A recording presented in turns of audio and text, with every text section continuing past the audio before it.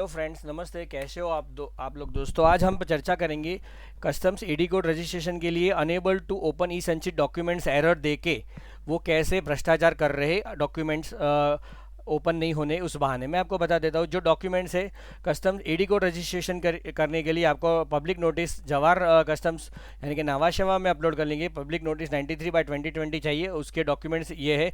ये सारे डॉक्यूमेंट्स की आपको पीडीएफ बना के एक 1 MB से कम की पीडीएफ मर्ज फाइल करके आपको अपलोड करनी होती है। वो हमने मर्ज कर दिए। ये डॉक्यूमेंट्स भी आप देख सकते हो। एडी कोड का बैंक लेटर है। मैं पूरा डिटेल्स नहीं दिखा पाऊंगा क्योंकि ये क्लाइंट्स के डॉक्यूमेंट है। और फिर उन्होंने एरर दे दिए। मैं आपको एरर दिखाना चाहूँगा। यहाँ पे आप बैंक अकाउंट मैनेजमेंट में जाके नीचे आप यहाँ पे बैंक अकाउंट मैनेजमेंट आता है। वहाँ बैंक अकाउंट मैनेजमेंट में जाके एडी कोड सिलेक्ट करते हो तो आपको यहाँ पे उसका स्टेटस मिल जाता है कि एडी कोड का तो वो कस्टम रिजेक्टेड है। अब कस्टम रिजेक्टेड पे फिर ये आंख पे आप क्लिक करते हो तो आपको किस वजह से रिजेक्टेड हुआ वो दिख रहा है कि unable to open e Sanchit documents. मैंने स्क्रीनशॉट लिया है, लाइव नहीं दिखा पाऊंगा क्योंकि उसमें लाइव में अकाउंट नंबर दिख जाता है तो वो मैं मेरे क्लाइंट का अकाउंट नंबर डिस्क्लोज नहीं कर पाऊंगा। Unable to open e Sanchit documents, please resubmit and request attach document as per revise public notice. और आपको बैंक से भी ईमेल कराना होता है। मैंने बैंक से भी ईमेल करवा दिया एडी कोड लेटर का, जो इसका फॉर्मेट कुछ इस तरह से पब्लिक नोटिस में।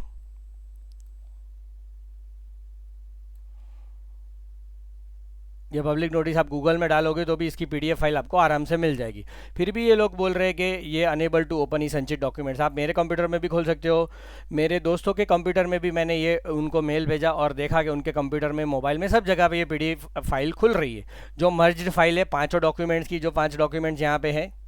फिर भी ये लोग भ्रष्टाचार करने चाहते हैं। तो मतलब जब हमने भ्रष्टाचार की भी कंप्लेन करी थी तो उन्होंने हमको बोला था कि क्या मैटर है। देखो ये मैंने corruption for AD code registration की मैंने यहाँ पे इन सारे ईमेल आईडियों पे commissioner@navasevageneral@gov.in सारे जगह पे मैंने करप्शन की कंप्लेंट डाली थी। उनका जवाब आया था कि भैया आप कुछ हमें डिटेल्स दो किस क्लाइंट का हो रहा है ऐसा ऐसे करके वो बता रहे थे। लेकिन फिर भी उन्हों का कस्टम में भ्रष्टाचार बंद नहीं हुआ है। देखो उन्होंने मेल में रिप्लाई दिया था, gentleman please provide specific details of exporter and follow this 93/2020 public notice. तो दोस्तों क्या करें अब। क्या आत्मनिर्भर और विश्वगुरु भारत बनने के लिए ऐसे भ्रष्ट तंत्र से हम चला लेंगे काम। जैसे जीएसटी रजिस्ट्रेशन में भी अब तो भ्रष्टाचार धीरे धीरे शुरू हो चुका है। जीएसटी में भी बिना फोकट के रिजेक्शन आते, लेकिन उस मुद्दे की अभी मैं चर्चा नहीं करूँ। लेकिन फिर भी जीएसटी और आईसी कोड सफिशिएंटली इजी है। उसमें कुछ इस तरह से कॉम्प्लिकेशन नहीं होते। डॉक्यूमेंट्स अपलोड करते हो सही से आ जाता है जीएसटी और आईसी नंबर। फिर भी ये लोग ऐसा करना चाहते हैं तो मैं क्या कहूँ सर। इसमें आपको यहाँ पे मैं अपने लाइव दिखा दे सकता हूँ। बैंक अकाउंट मैनेजमेंट में आप जा सकते हो। बैंक अकाउंट मैनेजमेंट में जाके आप वहाँ पे एडी कोड सिलेक्ट करोगे और उसका स्टेटस सिलेक्ट करोगे तो आपको मिल जाएगा। मेरा तो लॉग आउट हो चुका है, कोई बात नहीं। मैंने आपको स्क्रीनशॉट से बता दिया है। ये सारे स्क्रीनशॉट आप देख सकते हो। और ये अलग अलग एरर आती है। कई बार वो इनसफिशिएंट डॉक्यूमेंट्स भी बोलते हैं। इनसफिशिएंट डॉक्यूमेंट तभी बोलते हैं जब ये एरर ये डॉक्यूमेंट्स नहीं भेजो। तो आपको ये सारे डॉक्यूमेंट 1 MB की फाइल में भेजने हैं, ठीक है। और फिर भी एरर आए तो आप हमारा कॉल कर सकते हो। हमारी कंसल्टेंसी 8 इसके लिए आप कॉल या व्हाट्सअप कर सकते हो 800000282250। और हमारा ये कॉल का व्हाट्सअप और मोबाइल नंबर भी है kalpsha.2013@gmail.com। और हमारी जो सेवा है उसका कुछ लिस्ट इस तरह से है।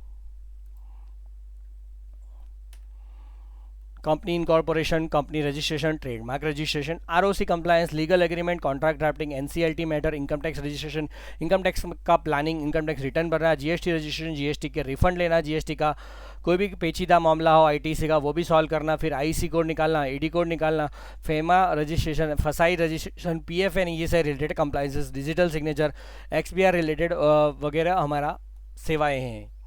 अब इसका मैं थोड़ा ग्लिम्स देना चाहूँगा। Company incorporation, trademark registration, patent registration, copyright registration, ROC का नया कंपनी इनकॉर्पोरेशन करना, private limited, OPC, public limited हो या पब्लिक लिमिटेड प्राइवेट से पब्लिक में कन्वर्ट करना, पार्टनरशिप को कंपनी में कन्वर्ट करना, एलएलपी को कंपनी में कन्वर्ट करना वगैरह काम करते हैं। उसके अलावा आरओसी की जो सालाना फाइलिंग होती है NGT7, AOC4, XBRL, AOC4 वगैरह वो हम करते हैं। फिर legal drafting, agreement drafting, NCLT matter, GST registration, income tax return, income tax planning, export import related guidance, forex, FEMA, merchant export, buyer seller, provident fund का भी काम करते हैं। फसाई का भी हम लाइसेंस निकालते हैं। ESSIC, food licence, state food licence, central food licence और रजिस्ट्रेशन जो 12 लाख से कम हो टर्नओवर हो तो।